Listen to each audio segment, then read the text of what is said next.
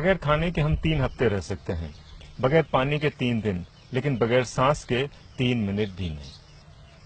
WHO के अनुसार पिछले साल 70 लाख लोगों की मौत एयर पोल्यूशन से हुई है। तो आज हम यही बात करने वाले हैं, हमारी सांसें कैसे सलामत रहें। हवा में 3 गड़बड़ियां होती हैं। पहली कार्बन और डस्ट पार्टिकल्स, दूसरी जहरीली गैसें और तीसरी ऑक्सीजन की कमी।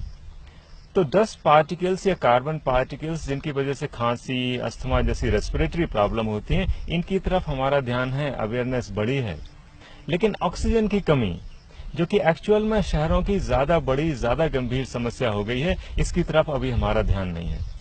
हर व्यक्ति को रोज 550 लीटर ऑक्सीजन चाहिए और इतनी ऑक्सीजन तभी मिल सकती है जब 11,000 लीटर ताजी हवा मिले, जिसमें कम से कम 19.5% ऑक्सीजन हो।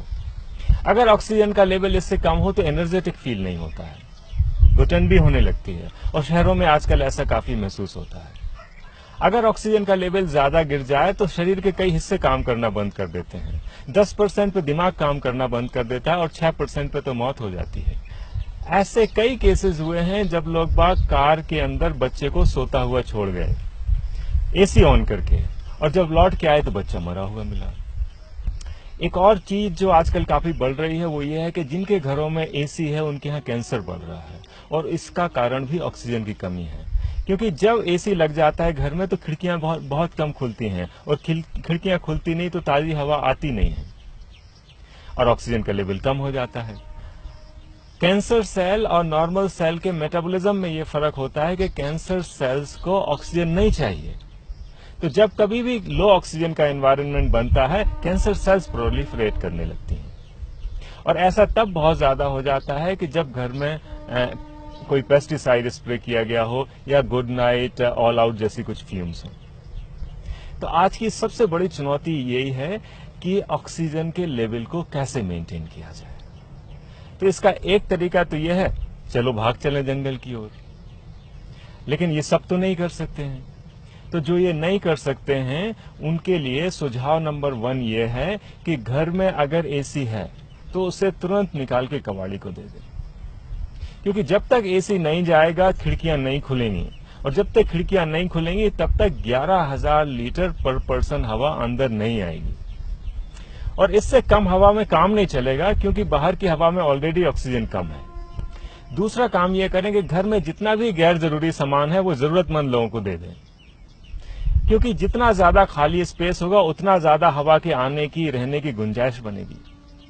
कई लोगों के घरों में ऐसा है कि घर सामान से पटे पड़े हैं, अब घर में अंदर खाली जगह ही नहीं तो हवा आए कैसे, और हर सामान अपनी कुछ न कुछ वेपर्स भी छोड़ता है। तो अगर सामान कम होगा तो हम उनकी वेपर्स से भी बचेंगे। और तीसरा काम जो हम सबको करना चाहिए वो ये है कि हमें खुद अपना एयर पोल्यूशन कम करना चाहिए। कार की जगह हम पब्लिक ट्रांसपोर्ट से जा सकते हैं, क्योंकि 1 लीटर डीजल या पेट्रोल 10,000 लीटर हवा खाता है। और शहरों में आजकल ऐसे हालात बन गए हैं कि जितनी हवा हम लोग नहीं खा रहे हैं उससे ज्यादा कारें खा रही हैं। तो हमें अपना कार्बन फुटप्रिंट कम करना होगा। हमें खरीदारी भी कम करनी चाहिए, सिर्फ वही सामान खरीदना चाहिए जो बहुत जरूरी हो, क्योंकि हर सामान के बनने में एयर पोल्यूशन होता है। चौथा काम ये करें कि ऑक्सीजन के प्रोडक्शन पर ध्यान दें। घर में आगे, पीछे, बालकनी में, छत पे, जहां कहीं भी जगह हो पेड़ पौधे लगा दें। जमीन में लगाएं, जमीन नहीं है तो गमला में लगाएं, लेकिन ध्यान ये दें कि पेड़ पौधों पे कभी भी पेस्टिसाइड ना डालें।